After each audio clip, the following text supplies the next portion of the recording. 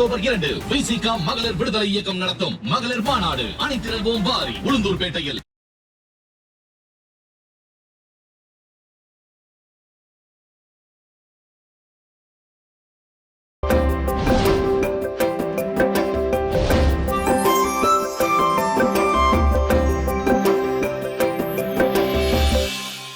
யார் போய் சொல்றா, யார் உண்மை சொல்றா, யார் ஏமாத்துறான்னு எனக்கு நல்லாவே தெரியும்.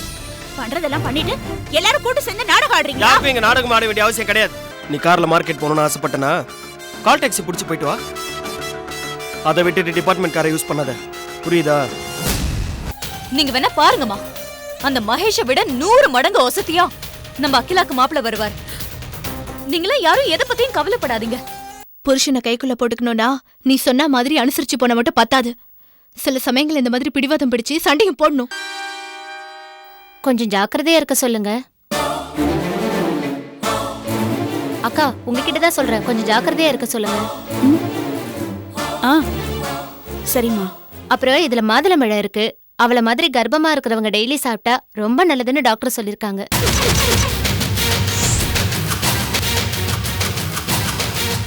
நான் ஒருத்தி, இதெல்லாம் உங்களுக்கு தெரியாதா என்ன? சரிக்கா, நான் கிளம்புறேன். வரேன்க்கா. வரேன்.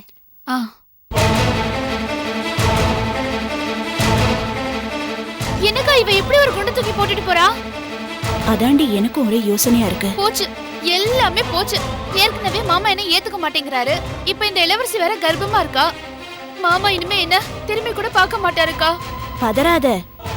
இவ கர்ப்பமா இருக்கிற விஷயம் சுப்பிரமணிக்கு தெரியுமா தெரியாதான்னு தெரியல. என்னக்கா உளற? அவ கடத்தலுக்கு போயிட்டு வந்தாலே மாமா கிட்ட கதையா சொல்லுவா. இப்ப இப்படி ஒரு சந்தோஷமான விஷயம் நடந்திருக்கு, இதை எப்படி சொல்லாம இருந்திருப்பா? வாஸ்தவம் தாண்டி. ஆனா வீட்ல இவ்ளோ பிரச்சனை நடந்துட்டு இருக்கும்போது அவ இத சொல்லிருக்க மாட்டான்னு தான் எனக்கு தோணுது. அப்படி சொல்லியிருந்தா சுப்பிரமணி எப்படி நடந்துட்டு இருப்பாப்லன்னு உனக்கு தெரியாதா? ஐயோ, அப்படியே அவ மாமா கிட்ட சொல்லியிருந்தாலும் அவர் நம்ம கிட்ட சொல்ல வேண்டிய அவசியம் என்ன இருக்கு?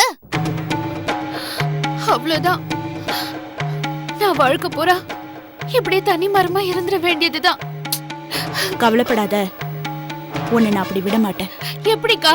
அதுவும் இனிமே நான் இருக்கேன். நீ சுப்பிரமணியோட சேர்ந்து வாழுவ. அதுவும் அந்த இளவரசியே உன்னை சேர்த்து வைப்பா. எப்படிக்கா நடக்கும்?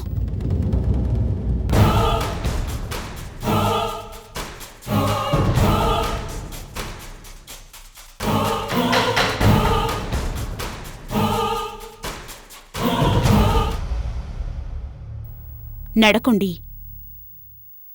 நடத்தி வைக்கிறேன்.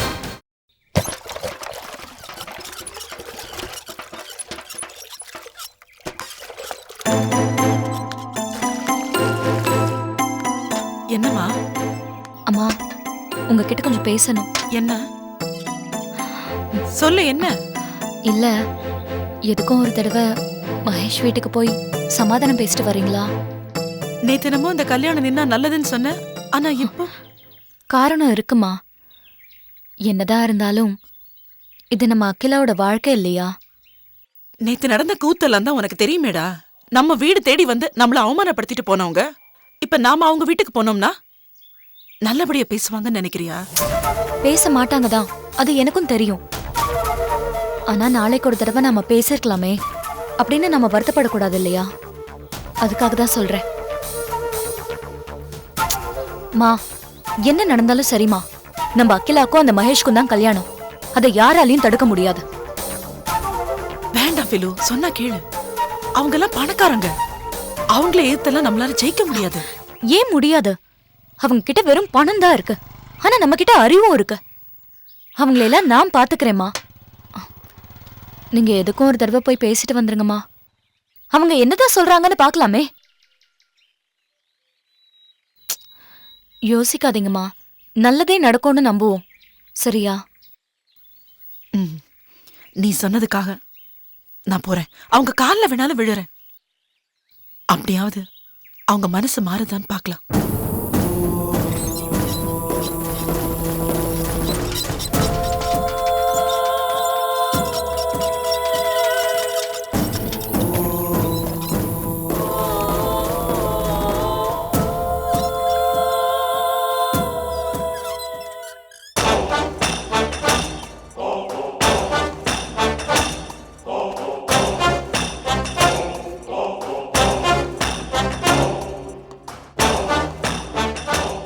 இளவரசி, ஒரு நிமிஷம் இங்க வாயேன். என்னக்கா? உன்கிட்ட கொஞ்சம் பேசணும். வா என்ன விஷயம்க்கா? வாயேன். என்னன்னு சொல்லுங்க. இத உன் கையாலே எனக்கு கொடு.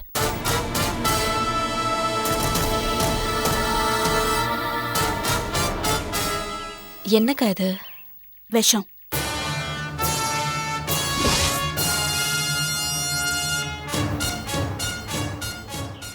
ஆமா இளவரசி, இதுக்கு மேலே நான் உயிரோட வாழ்றதுல எந்த பிரயோஜனமும் இல்ல.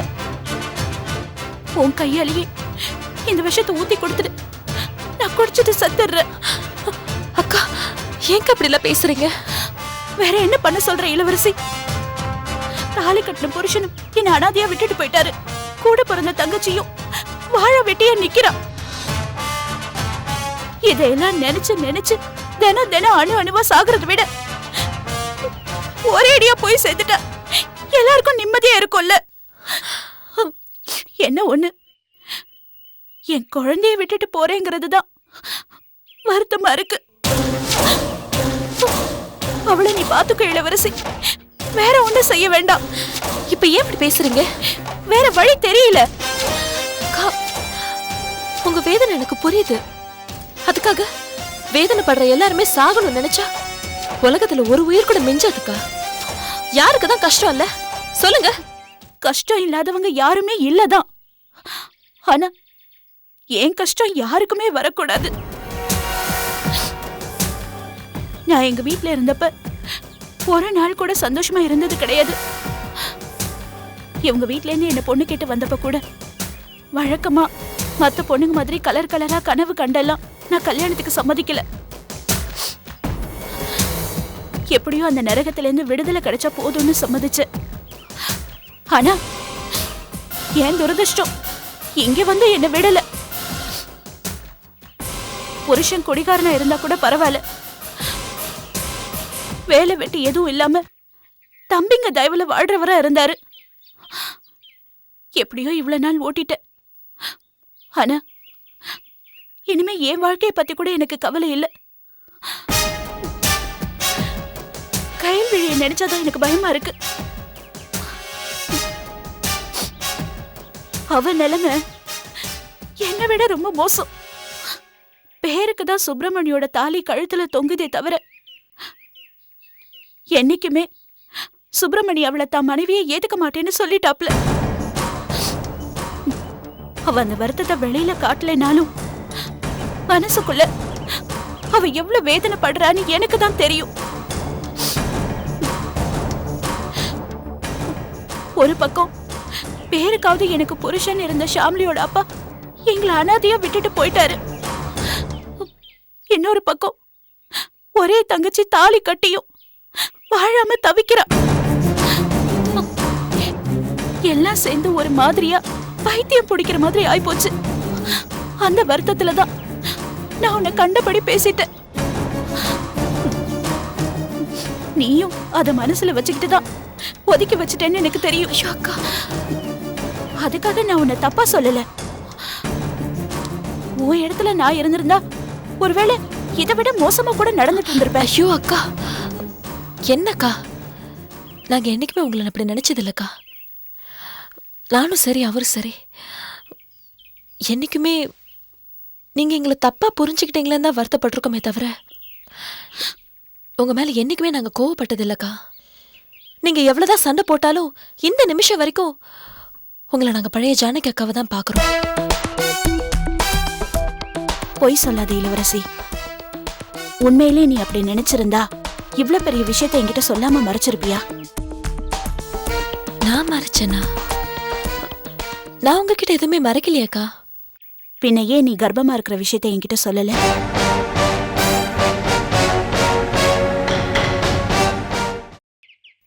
சொல்லு, ஏன் சொல்லல? இந்த விஷயம் உங்களுக்கு எப்படி? உன் ஃப்ரெண்டு கீர்த்தி வீட்டுக்கு வந்திருந்தா அவதான் சொன்னா. இவ்வளவு சந்தோஷமான விஷயத்த ஏன் என்கிட்ட சொல்லல? இந்த விஷயத்த உங்ககிட்ட மட்டும் இல்ல, இன்னும் யார்கிட்டயுமே சொல்லல. யாருக்கிட்டேயுமேனா? எல்லா பொண்ணுங்களுமே தான் கர்ப்பமா இருக்கிற விஷயத்த முதல்ல அவங்க புருஷன் கிட்ட தான் சொல்லணும்னு ஆசைப்படுவாங்க. ஆனா நான் இன்னும் அவர்கிட்ட கூட சொல்லலக்கா. சுப்பிரமணி கிட்ட கூட சொல்லலையா? ஏன்? வீட்ல நடந்துட்டு இருக்க பிரச்சனையில அவர்கிட்ட சொல்றதுக்கான சந்தர்ப்பமே அமையல.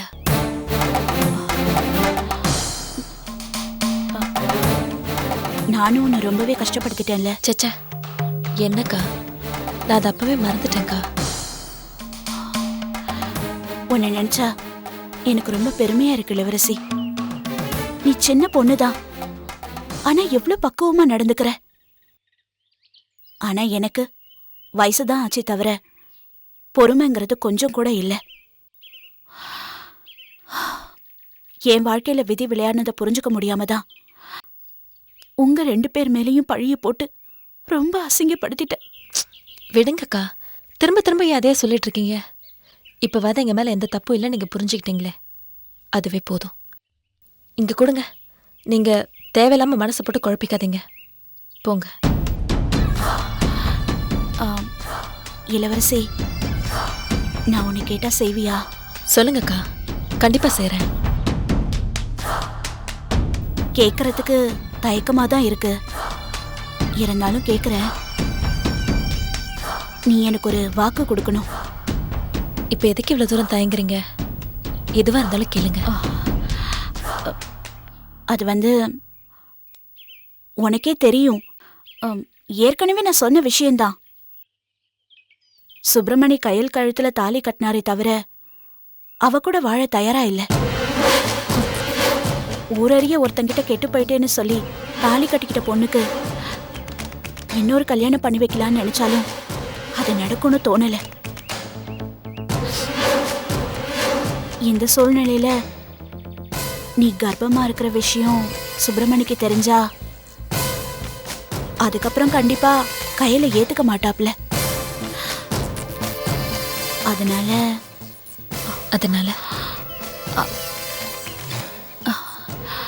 சொல்லுங்கக்கா. அதனால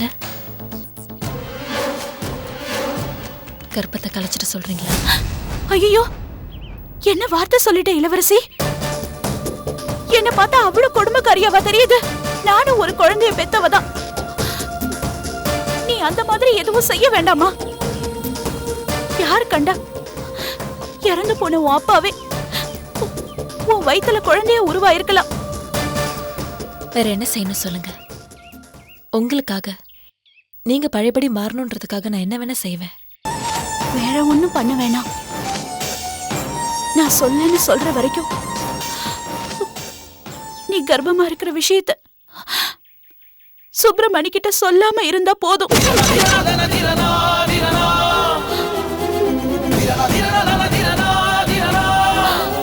அக்கா, ரொம்ப நாள் வேணாம், ஒரு 3 மாசம் சொல்லாம இருந்தா போதும்.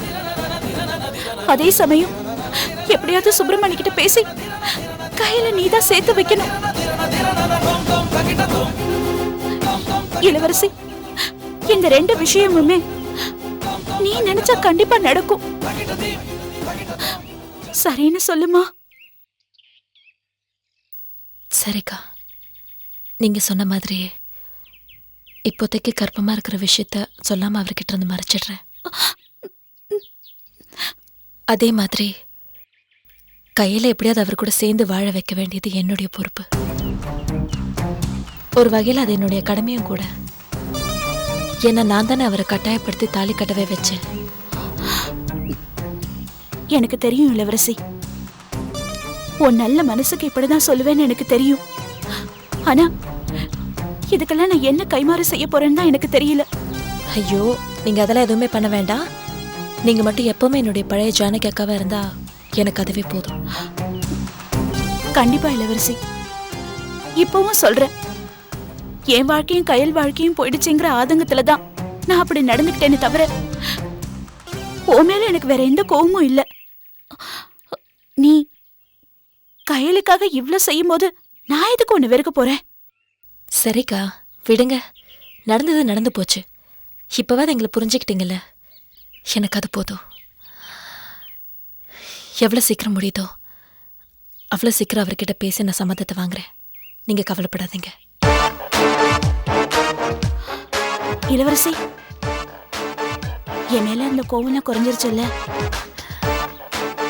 நான் உங்க மேல எப்ப கோவப்பட்டேன் குறையறதுக்கு? தேவையில்லாம மனசை போட்டு குழப்பிக்காதீங்க. போங்க போங்க.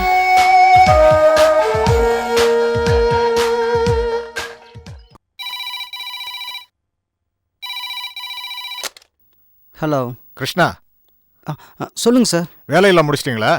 பண்ணிகிட்டே இருக்கேன் சார். இன்னும் ஒரு 1 ஹவரில் முடிச்சிடுவேன் சார். சரி, பணம் ரெடியாக இருக்கு. பேங்க்கில் போய் கட்டிட்டு வந்துடுறீங்களா? கட்டிட்டு வந்துடுறேன் சார். சரி, உடனே ரூமுக்கு வாங்க. இதோ வந்துட்டேன் சார்.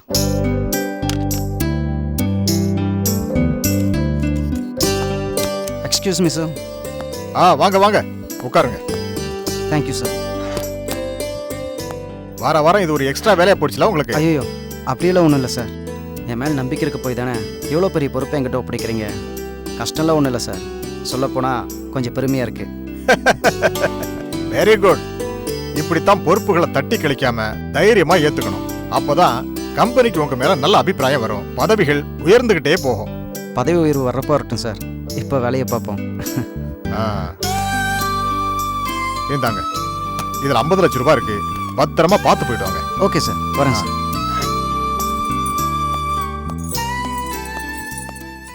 பேங்கா சார்? ஆமாண்ணே.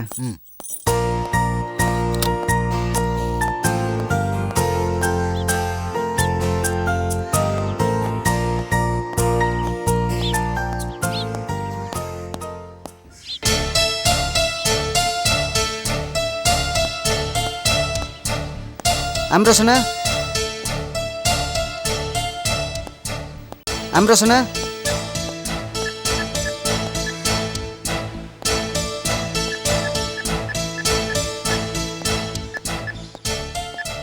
ஆம்ரோசனே சார், இந்த கத்துட்டு இருக்கேன், காதுல இல்லையா? பேங்க்கு டைம் ஆச்சு, வாங்க போலாம். சாரி சார், இதோ வந்துடுறேன் சார். சீக்கிரம் வண்டி எடுண்ணா, டைம் ஆச்சு. அதை போயிடலாம் சார்.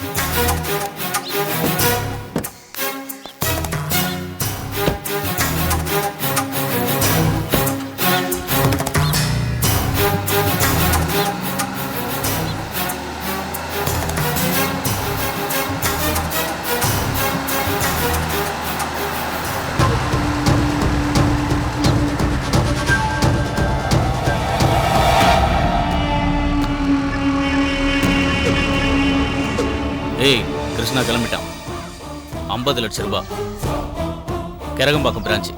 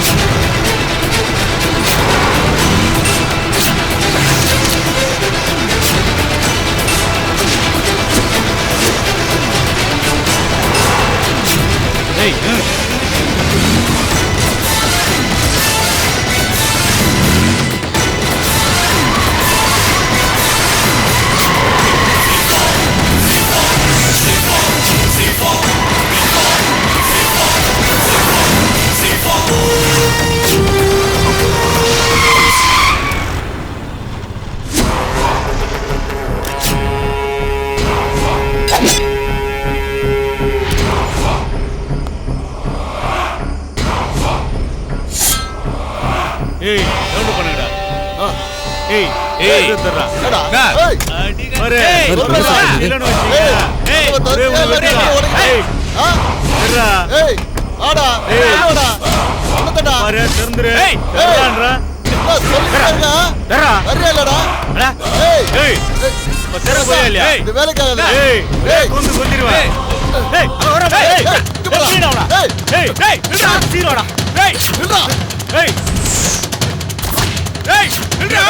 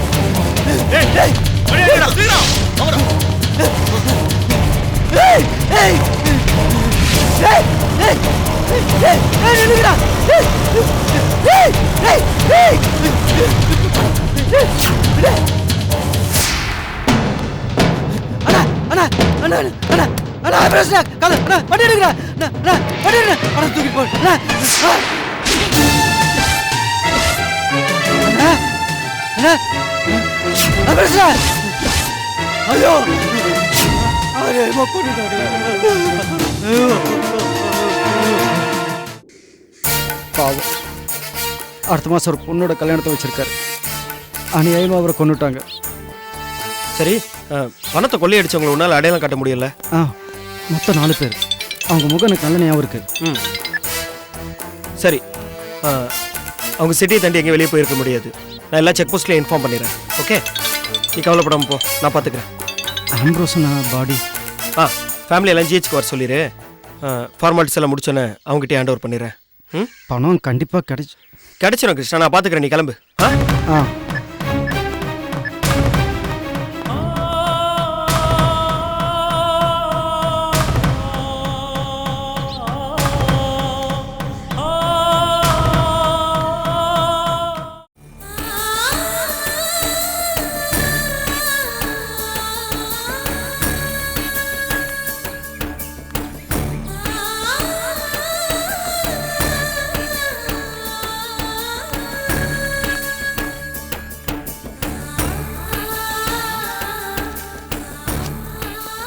யாருமா, என்ன வேணும்? என் பேரு சாரதா. என் பொண்ணு அகிலாவை தான் உங்க முதலாளி மகேஷ் கல்யாணம் பண்ணி. சாரி மேடம், தெரியாம கேட்டேன். உள்ள வாங்க. சார் இருக்காருங்களா? சின்னவர் இல்ல, பெரியவர் தான் இருக்காரு. நீங்க போங்க மேடம்.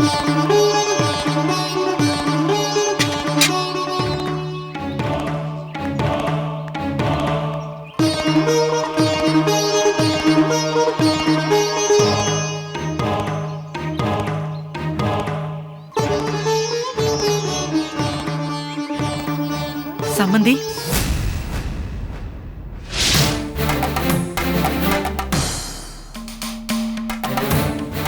உங்களை பார்க்க தான் வந்தேன்.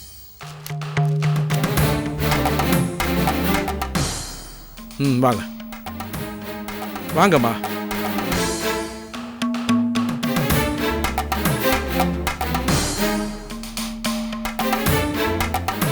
வணக்கம். உட்காருங்க.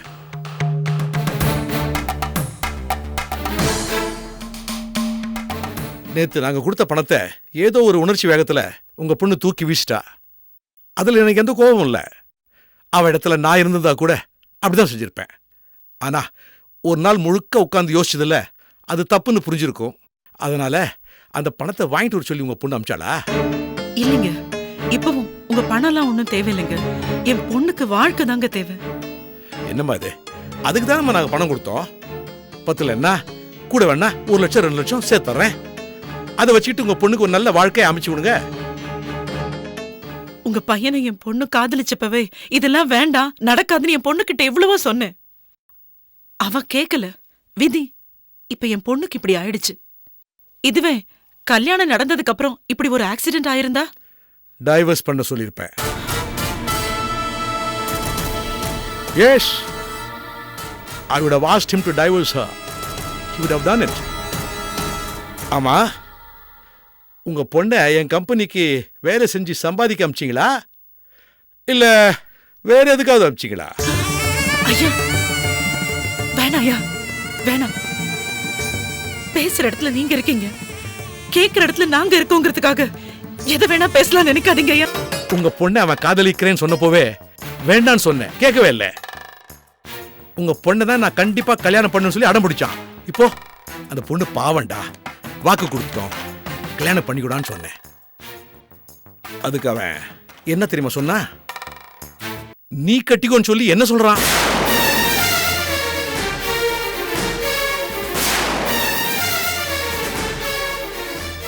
எஸ், அப்படிதான் சொன்னான். அவன் சொன்னாங்கிறதுக்காக நான் கட்டிக்க முடியுமா?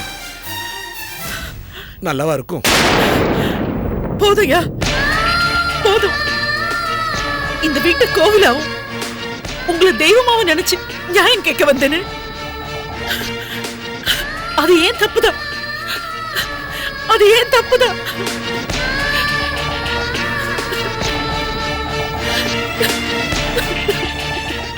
வெளியில போமா, வெளியில போன்னு சொன்னேன். ஆனா ஒண்ணு மட்டும் சொல்லிக்கிறேன், எங்களை மாதிரி ஏழைங்களோட கண்ணீரும் வைத்தறிச்சலும். வாட்ச்மேன் சார்,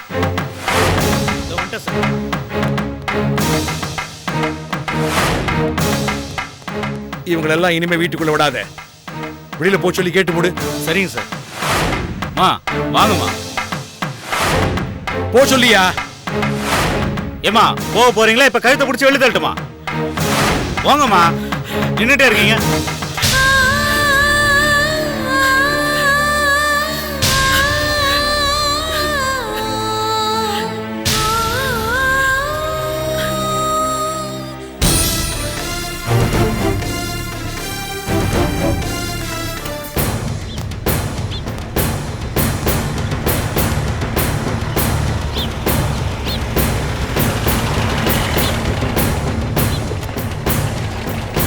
சார், என்னது என்ன பண்ணிட்டு இருக்கீங்க நீங்க எல்லாம்? பட்ட பகல்ல இப்படி ஒரு சம்பவம் நடந்திருக்கு. நடு ரோட்ல வச்சு கொலை பண்ணிருக்கானுங்க. 50 லட்சம் ரூபாய் ராபரி பண்ணிருக்கானுங்க. என்ன ஆக்ஷன் எடுத்திருக்கீங்க? எல்லா செக் போஸ்ட்க்கு இன்ஃபார்ம் பண்ணியாச்சு சார். நம்ம ஸ்பெஷல் டீம் வந்து அவங்க தேடிட்டு இருக்காங்க சார். நீங்க என்ன பண்ணுவீங்களோ ஏது பண்ணுவீங்களோ எனக்கு தெரியாது. விஷயம் பெருசாகி பிரஸ்காரங்களுக்கு தெரிஞ்சு நம்மள கண்ணாமண்ணான்னு எழுதுறதுக்குள்ள எல்லாரையும் அரெஸ்ட் பண்ணி ஆகணும். Sorry sir. சாரி சாரி சாரின்னு நீங்க ஈஸியா சொல்லிட்டு போயிடுவீங்க. என்னால இங்க பதில் சொல்ல முடியல. ஏகப்பட்ட பிரஷர், தலைய பிச்சுக்கணும் போல இருக்கு. 1 மினிட் சார். சொல்லு, எங்க, எப்போ? ஓகே சார், கூட தான் இருக்க, வரேன் சார். அக்யூஸ்ட் அரெஸ்ட் பண்ணியாச்சு சார். R3ல தான் இருக்காங்க.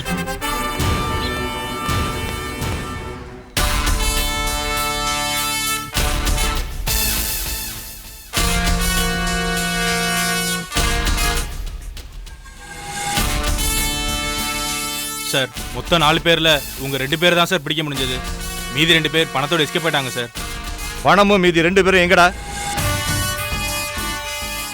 சொல்லுங்கடா. ஏய், சார் கேக்குறாருல, வாய் திறந்து சொல்லுங்கடா. சார், எங்களுக்கு எதுவும் தெரியாது சார். நாங்க வெறும் சம்பளத்துக்கு தான் வேலை செஞ்சோம். நீங்க சொல்ற பெட்டில என்ன இருக்குன்னு கூட எங்களுக்கு தெரியாது சார். மரியாதையா உண்மையை சொன்னீங்கன்னா அடிக்க மாட்டேன். இல்லைனா என்னுடைய விசாரணையே வேற மாதிரி இருக்கும். சொல்லுங்கடா. சார், சத்தியமா எங்களுக்கு எதுவும் தெரியாது சார். வேலை முடிஞ்சதும் பணம் தரதா சொன்னாங்க சார்.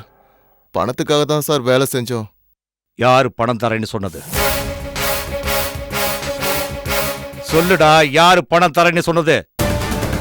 பேரெல்லாம் தெரியாது சார். வேலையை முடிங்க, பணம் தரேன்னு சொன்னாரு சார். அவ்வளவுதான் சார் எங்க 2 பேருக்கும் தெரியும். என்னடா சொன்னதே திரும்ப திரும்ப சொல்லிக்கிட்டு இருக்க? சொல்ல போறியா இல்லையா? சார், இவங்க கிட்ட இப்படி எல்லாம் கேட்ட சொல்ல மாட்டானுங்க சார். நம்ம ட்ரீட்மெண்ட் ஆரம்பிச்சலாம் சார். ஏய், மரியாதையா சொல்ல போறீங்களா இல்லைன்னா அடிபட்டு சாக போறீங்களா? சார், எங்களுக்கு தெரிஞ்சதை தான் சொல்றோம். சார், நான் உண்மையை சொல்லிடுறேன் சார். ஏய், சொல்டா. சார், பணத்தை கொள்ளையடிக்க சொன்னதே அந்த பணத்தை கொண்டு வந்த கிருஷ்ணா தான் சார்.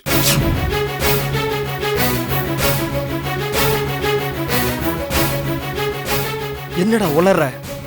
சார், இவர் சொல்றதெல்லாம் உண்மைதான் சார். கிருஷ்ணா சார் தான் சார் பிளான் போட்டது. ஆளுங்களை கூட்டு வந்து வண்டியை மறிச்சு என்னையும் டிரைவரை அடிச்சு போற மாதிரி அடிச்சு போட்டுட்டு பணத்தை எடுத்துட்டு போயிருங்கன்னு சொன்னார் சார். ஏண்டா உண்மையை சொல்லுங்கடா, பொய்க்கு மேல பொய்யா சொல்றீங்க. கிருஷ்ணா இதை பண்ணலன்னு எனக்கு நல்லா தெரியும். மரியாதை உண்மையை சொல்லுங்கடா. அவங்க ஏன் சார் பொய் சொல்லணும்? சொல்லுங்க சார், அவங்க ஏன் போய் சொல்லணும்?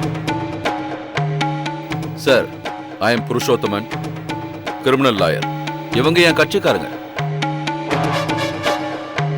இவங்க 2 பேரையும் ஜாமீன்ல கூட்டிட்டு போக வந்திருக்கேன் சார். சார், இது ஒண்ணு 75 கேஸ் கிடையாது. பட்ட பகல திட்டம் போட்டு கொள்ளையடிச்சிருக்கானுங்க, கொலையும் பண்ணிருக்கானுங்க. ஜாமீன்ல எல்லாம் விட முடியாது. ஓகேங்க, அப்படின்னா இவங்க கொடுக்குற வாக்குமூலத்தை ஏத்துக்கிட்டு கிருஷ்ணாவை அரெஸ்ட் பண்ணி இவங்களை கோர்ட்ல ப்ரொடியூஸ் பண்ணுங்க. நான் கோர்ட்ல வச்சு பாத்துக்கிறேன். Shanmugam, what is this? Sir, இவனுங்க 2 பேர் போய் சொல்றானுங்க சார். கிருஷ்ணா அப்படிப்பட்டவர் இல்ல சார். அவர் ரொம்ப நல்லவர். எனக்கு அவரை பத்தி ரொம்ப நல்லா தெரியும் சார். ஓ, தெரிஞ்சவருங்கிறதுனால தான் ஒரு அக்யூஸ்டுக்கு சப்போர்ட் பண்றீங்களா? ஆமா சார், அந்த அக்யூஸ்ட் இவருக்கு ரொம்ப தெரிஞ்சவங்க. எக்ஸ்கியூஸ் மீ, இது ஒன்றும் கோர்ட் கிடையாது, போலீஸ் ஸ்டேஷன். போலீஸ் ஸ்டேஷன்னா உண்மையை சொல்லக்கூடாதா? உண்மை எது பொய் எதுங்கிறத நான் கண்டுபிடிச்சிக்கிறோம். அதை ஒன்று நீங்க சொல்லணும் அவசியம் இல்லை. சாரி சார், குற்றவாளி கிருஷ்ணா இவருக்கு நெருங்கிய உறவினர். அதனால தான் சார் விட்டு கொடுக்காம பேசுறாரு. கிருஷ்ணா உங்க ரிலேட்டிவா? ஆமா சார், அவர் இவருக்கு சொந்தக்காரர் தான். அவர் சொல்ற மாதிரி ரிலேட்டிவா இல்லையா? ஆமா சார், பட் ஸ்டாப் சார், நீங்க கோர்ட்ல பாத்துக்கங்க.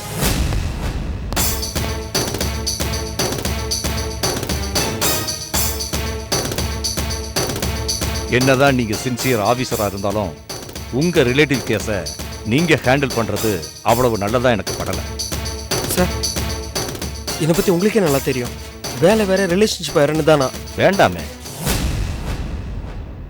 நாகராஜன் சார், இந்த கேஸை இனிமே நீங்க ஹேண்டில் பண்ணுங்க.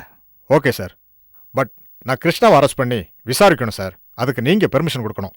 உங்களுக்கு டவுட் இருந்தா நீங்க யாரை வேணாலும் தாராளமா கூப்பிட்டு விசாரிக்கலாம். உங்களை யாரும் தடுக்க மாட்டாங்க. Okay sir, carry on.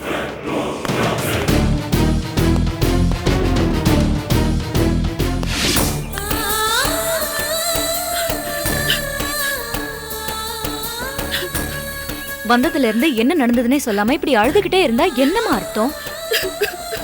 என்ன பேசுனாங்கன்னு சொன்னாதானே அடுத்து நாம என்ன ஸ்டெப் எடுக்கிறதுன்னு யோசிக்க முடியும். நாம எதை பத்தி யோசிக்க முடியாதுமா. அவங்கெல்லாம் செல்வாக்கானவங்க. அவங்க நினைச்சா எதை வேணா பேசலாம், எதை வேணா சாதிக்கலாம். அப்படி அவங்க என்னதான் சொன்னாங்கன்னு சொல்லுங்க. சொல்லுங்கம்மா. வேண்டாமா, நான் என்ன பாவம் செஞ்சேனோ தெரியல. கேட்க கூடாத வார்த்தையெல்லாம் கேட்டுட்டு வந்துட்டேன்.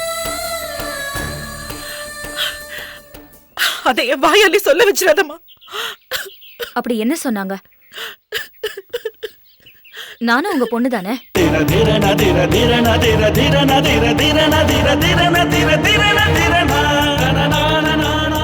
உங்க பொண்ணு மாதிரி தானேமா? ஆமாம்மா, நீ என் பொண்ணுதான், என்னோட 3வது பொண்ணு. இது வெறும் வார்த்தையா இல்ல உண்மையாவே அப்படிதான் நினைக்கிறீங்களா? நினைக்கிறது என்னமோ உண்மையும் அதுதானே. ஆனா என்னால சொல்லதான் முடியல.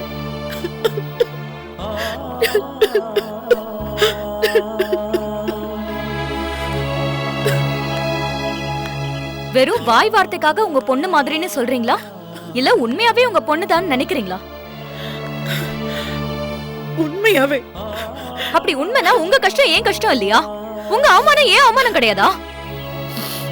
சொல்லுங்கம்மா, அவங்க என்ன சொன்னாங்க? என்னதான் சொன்னாங்கன்னு சொல்லுங்களேம்மா. இப்ப நீங்க சொல்ல போறீங்களா இல்லையா? வேணும்னா அந்த நொண்டி பொண்ண நீங்க கல்யாணம் பண்ணிக்கோங்கன்னு மகேஷ் அவங்க அப்பா கிட்ட சொன்னாரோ?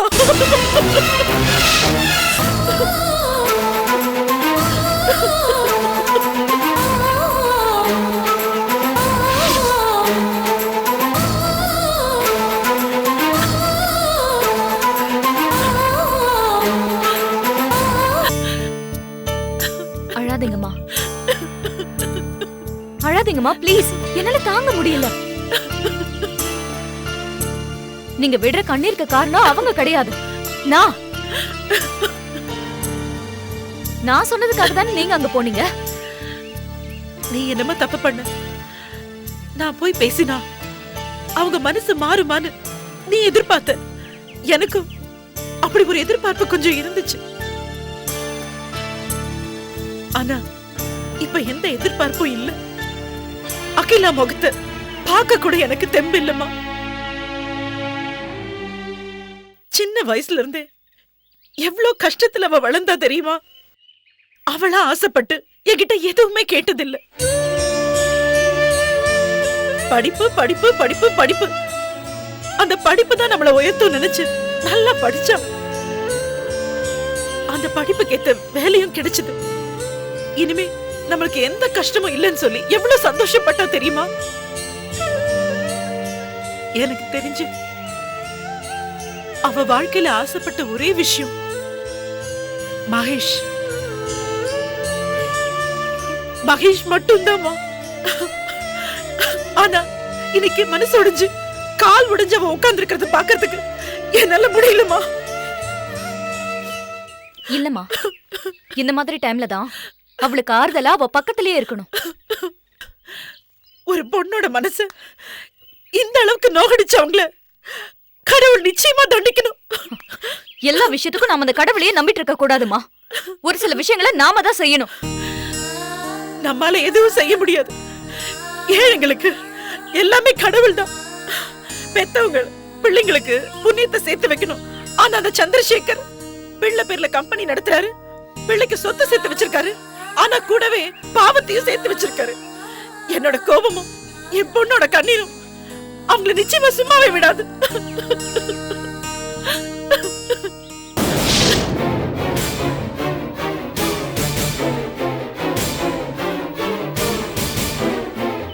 என்ன சொன்னீங்க? சந்திரசேகர் அவர் பையன் பேர்ல கம்பெனி நடத்துறாரா? அப்போ மகேஷ் அசோசியேட்ஸ்ங்கிறது அவங்க கம்பெனி தான்மா. பெரிய பெரிய கட்டடம் எல்லாம் கட்டுற கம்பெனி.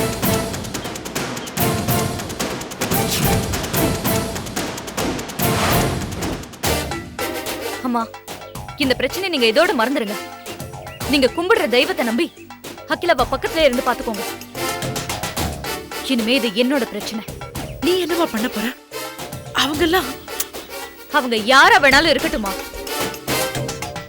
என்ன பத்தி அவங்களுக்கு தெரியாதுல்ல? தெரிய வைக்கிற. வேண்டாமா, இப்போ நான் படுற அவஸ்தையே போதும். அவங்கள போய் பார்த்து அதனால உனக்கு ஏதாவது அவமானம் வந்துச்சுன்னா அதை என்னால தாங்கிக்க முடியாதுடா. உங்க பொண்ணோட காலை உடைச்சு அவளோட வாழ்க்கையை கேள்விக்குறியாக்குனவன் நான். என்கிட்டயே நீங்க இப்படி பாசம் காட்டுறீங்களே, கண்டிப்பா உங்களுக்கு நல்லதே நடக்கும். நீங்க எதுக்கும் வருத்தப்படாதீங்க. அகிலா கீழே தனியா இருப்பா, அவளுக்கு போய் சாப்பாடு கொடுங்க. அப்புறம் இன்னொரு விஷயம், நடந்த விஷயம் எதுவுமே அவளுக்கு தெரிய வேண்டாம். அதுக்கு இல்லடா, சூழ்நிலை வரும்போது அவகிட்ட பொறுமையா எடுத்து சொல்லிக்கலாம். சரியா? போங்க, அவ தனியா இருப்பா.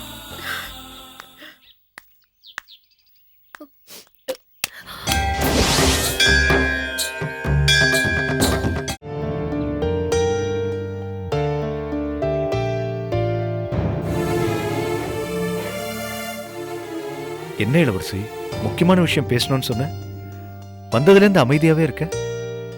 அப்படி என்ன முக்கியமான விஷயம்? அதான் எப்படி ஆரம்பிக்கிறதுன்னு தெரியாம யோசிச்சுட்டு இருக்கேன்.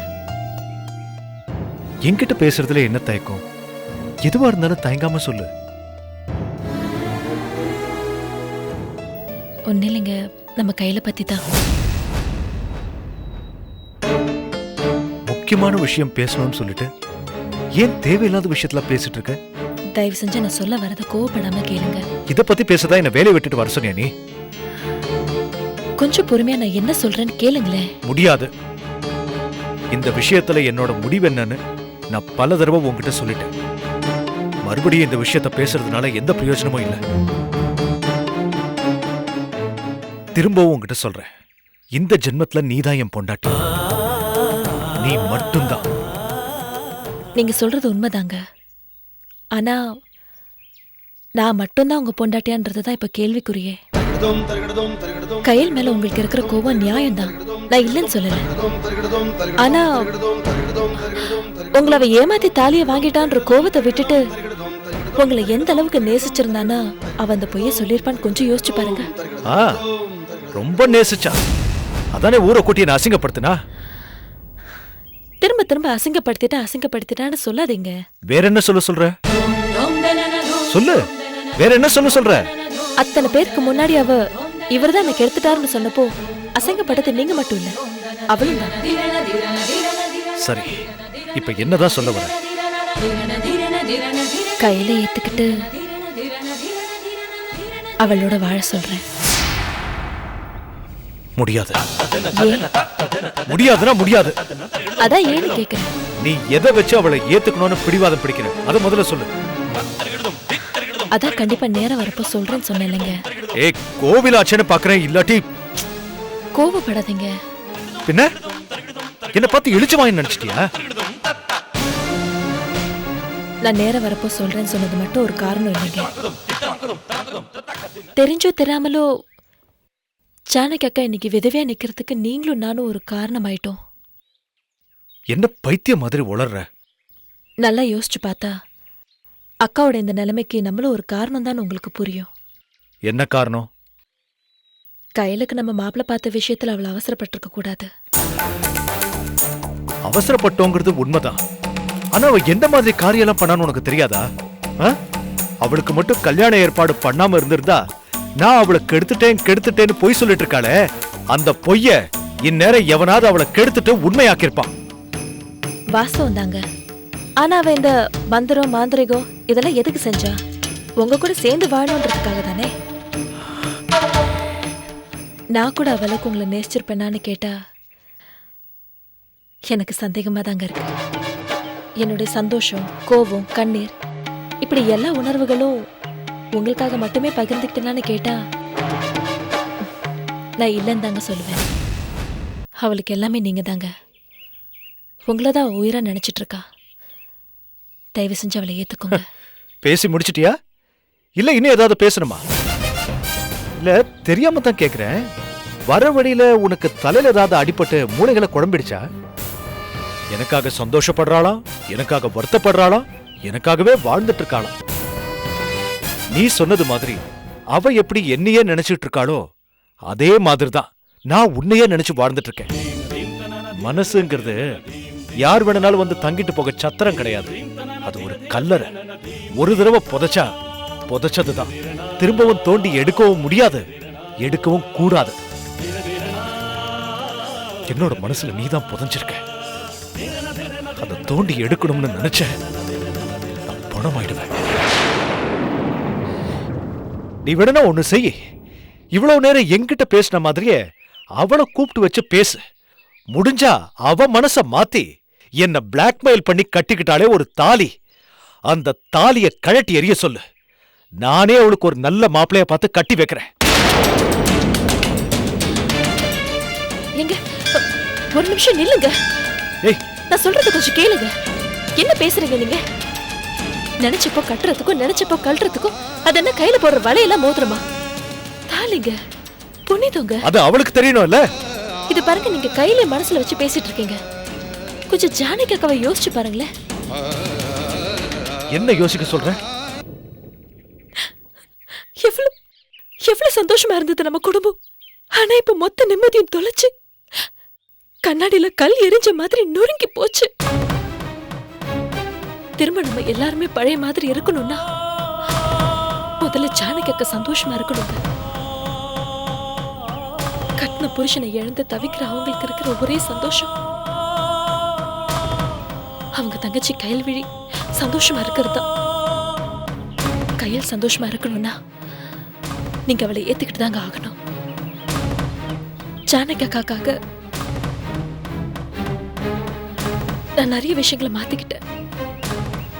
அவங்க உங்களுக்கு முக்கியம் நீங்க நினைச்சீங்கன்னா, அவங்கள உண்மையிலே நீங்க உங்க அம்மா மாதிரி நினைச்சீங்கன்னா, அவங்கள ஆறுதல் படுத்த வேண்டியது உங்களுடைய கடமை நீங்க நினைச்சீங்கன்னா, பெரிய மாமாவோட இழப்பு நீங்க ஈடு கட்டணும்னு விரும்புனீங்கன்னா நீங்க கையில ஏத்திக்கிட்டு தான் ஆகணும். வேற வழியே இல்லைங்க.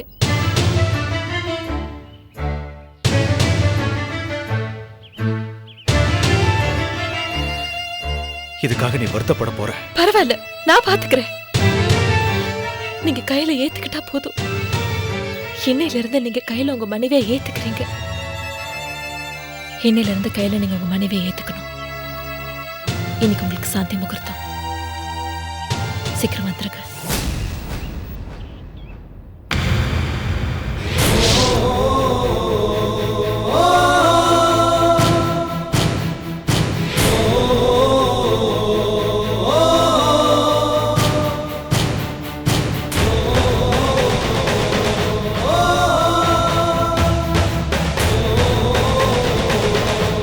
அவனுக்கு அடிச்சிட்டு போனாங்களே பணம் 50 லட்ச ரூபா, அதை நம்ம திருப்பி கொடுத்துட்டா ஒருவேளை என் முதலாளி இந்த கேஸை வாபஸ் வாங்கலாம். மாமா என்னை ஏத்துக்கிட்டதுக்கு அப்புறம் நிச்சயம் இளவரசி இந்த வீட்ல இருக்க மாட்டா. ஆமாண்டி, அவ இங்க இருந்தான்னு வச்சுக்கோ, சுப்பிரமணி அவளையே மனசுல வச்சுக்கிட்டு கடமைக்கு தான் உன் கூட குடும்பம் நடத்துவாப்ல. இந்த வீட்ல மட்டும் இல்லக்கா, அவர் மனசுலயும் இளவரசி இருக்க மாட்டா, இருக்கவும் விட மாட்டேன். அக்டோபர் 2 விசிகா மகளிர் விடுதலை இயக்கம் நடத்தும் மகளிர் மாநாடு அணிதிரள்வோம் வாரி உளுந்தூர்பேட்டையில். Catch us on TV, Thandivan app, thandivan.com and YouTube.